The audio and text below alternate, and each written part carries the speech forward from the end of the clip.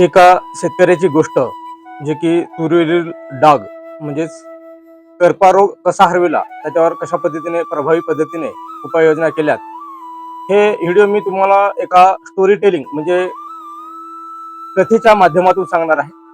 नमस्कार कृषी मित्रांनो, मी सखाराम राठोड STR ॲग्रिकोच यूट्यूब चॅनलमध्ये आपलं सहर्ष स्वागत करतो. कृषी मित्रांनो, आपण जसं पाहिलं की महाराष्ट्रामध्ये किंवा इतर राज्यामध्ये सुद्धा तूर पीक ही सगळ्यात जास्त प्रमाणात लागवड केली जाते आणि तूर पिकेला दरवर्षी चांगल्या पद्धतीचे मार्केट म्हणजे कमीत कमी 10,000 पेक्षा जास्त रेट असतो. परंतु मागील 2 वर्षाचा जर विचार केलं तर तुरीचे रेट हे 7,500 ते 8,000 पर्यंत आलेले आहे.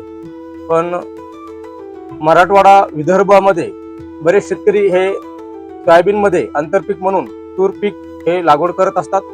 तर त्या तूर पिकामध्ये जे करपा किंवा काळा डाग पडतो, ह्या रोगावर कशा पद्धतीने उपाययोजना करायच्या ते मी तुम्हाला एका शेतकरीच्या कथेवरून मी समजून सांगण्याचा प्रयत्न करणार आहे.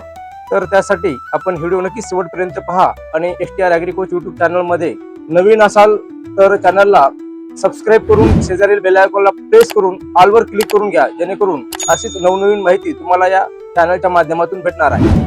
चला तर जराही वेळ वाया न घालता आपण व्हिडिओला सुरुवात करूया. नमस्कार शेतकरी बांधवांनो, आज मी तुम्हाला एका शेतकऱ्याची खरी गोष्ट सांगणार आहे.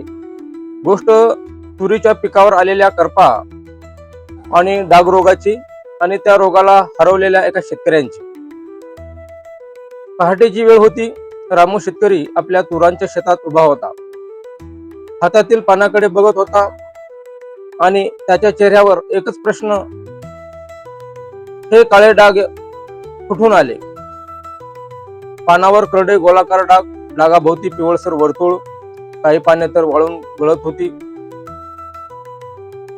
रामू घाबरला आणि मनात म्हणाला, हा रोग वाढला तर संपूर्ण पीक गमावं लागेल. त्याच वेळी त्याचा मित्र शिवा शेतात आला. शिवाने पान पाहिली आणि शांतपणे म्हणाला, रामू, हे करपा किंवा डाग रोग आहे, पण काळजी करू नकोस. आपण योग्य वेळी उपाय केले तर रोग थांबतो. दोघांनी मिळून पहिला पाऊल उचलला.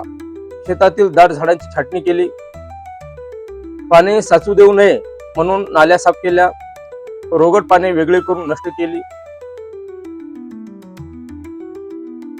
यानंतर शिवाने जैविक उपाययोजना सुचवल्या.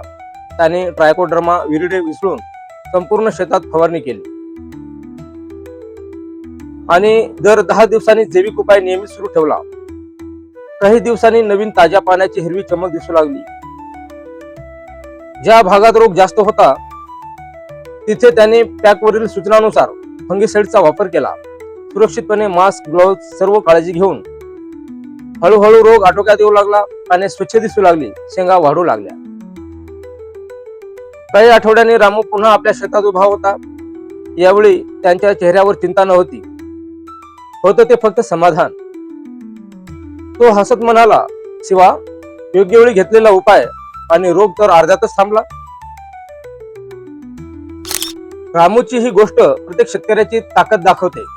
योग्य काळजी आणि योग्य व्यवस्थापन आणि जिद्द हे असेल तर तुरीवरील करपा किंवा काळा डाग मोठ्या प्रमाणात कमी करता येते. ही कथा फक्त रामू आणि शिवाची नसून प्रत्येक शेतकऱ्याची आहे. मी फक्त तुम्हाला ही कथेच्या माध्यमातून म्हणजे स्टोरी टेलिंगच्या माध्यमातून सांगण्याचा प्रयत्न केलेला आहे.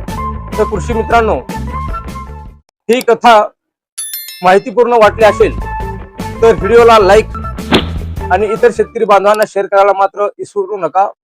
आणि हो, STR ॲग्रिकोच यूट्यूब चॅनलला जर नवीन असाल तर चॅनलला सबस्क्राईब मात्र नक्की करा. व्हिडिओ शेवटपर्यंत पाहिल्याबद्दल धन्यवाद. भेटूया पुढील व्हिडिओमध्ये. जय हिंद, जय महाराष्ट्र.